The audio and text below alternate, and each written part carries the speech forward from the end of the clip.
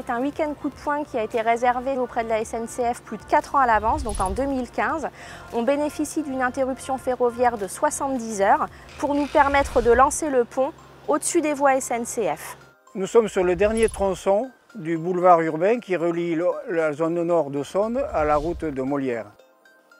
Le pont tel qu'il est derrière moi, il faut savoir qu'il y a un travail préalable important, donc il a été acheminé par des camions et monté sur place dans la position définitive.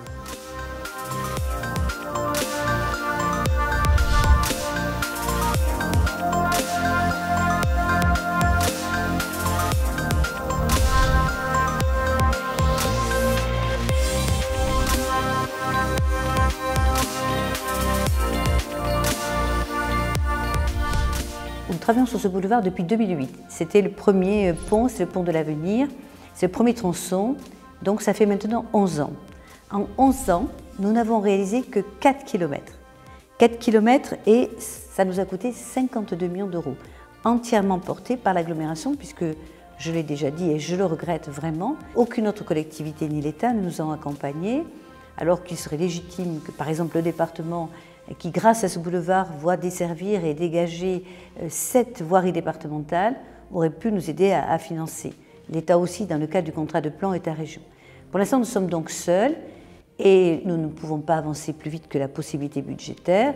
Et si nous restions à ce rythme d'aujourd'hui, pour les 9 km qui restent, eh bien, il nous faudrait pratiquement 30 ans. 30 ans et puis 70 millions d'euros à dépenser.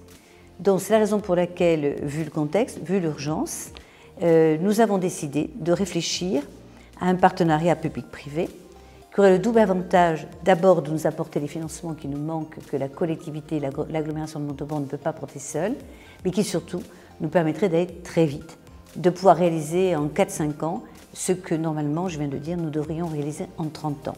Donc nous sommes actuellement en train de réfléchir à ce nouveau contrat qui pourrait être soit une concession, une DSP, soit un PPP, un peu comme l'avons fait pour le complexe Ingréo. Et c'est dans ce sens-là que nous allons partir, avec en plus un autre objectif, c'est que cette fois-ci nous partirions du sud, c'est-à-dire de la partie qui est aujourd'hui le plus en souffrance, c'est le secteur d'Alba Sud. Parce qu'à la fois il nous faut désenclaver Alba Sud qui commence à être saturé, mais également il nous faut anticiper sur la direction de l'échangeur autoroutier sur la 62, sur l'autoroute de Bordeaux, et en même temps sur la future gare LGV qu'on espère enfin arriver sur notre territoire.